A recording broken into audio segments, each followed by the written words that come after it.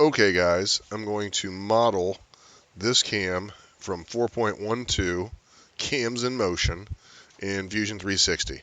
So I'm going to start by doing 3 circles. I have a radius of 1/4 up here, diameter of 1/4 here, this is going to accept the shaft, and radius of 1 1/4 down here. This circle here is concentric with that circle. So I'm going to go ahead and start adding those circles. I'm going to do diameter of 1/4 and diameter of 2 1/2. Notice I converted the radius of 1 1/4 to diameter of 2 1/2. So 1/4 and 2 1/2 on my radiuses. So I'm going to come over here. I've already started a sketch here. I'm going to come just to my origin, and I'm going to do 0.25, enter. And then concentric to that, I am going to do 2.5, 2.5, enter. And then I'm going back to check that's radius of 1/4, so that would be diameter of 1/2, or 0.5.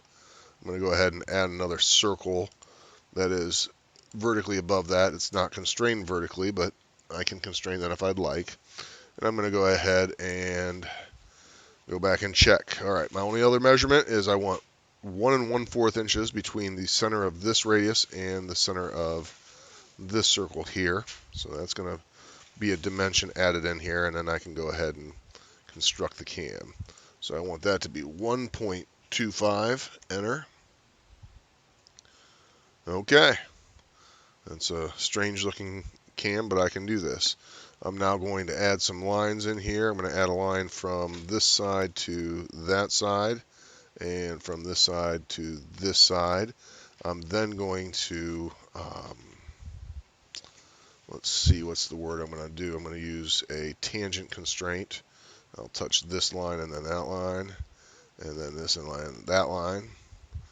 I'll touch this line and that line, and this line and that line. Notice it gives me an error there. I'm kind of just ignoring that. Alright, I'm now going to trim out some things here. I'm going to trim out this, and this, and this, and this. And I'm hoping that that looks like that, and I believe it does.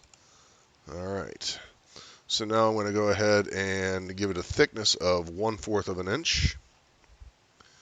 So I'll go ahead and hit Finish Sketch, and now I will extrude this object. Go here like that, and I'm going to extrude that to 0.25. All right, and that is how you do that. I believe I've done that correctly. Certainly you can correct me if I'm wrong.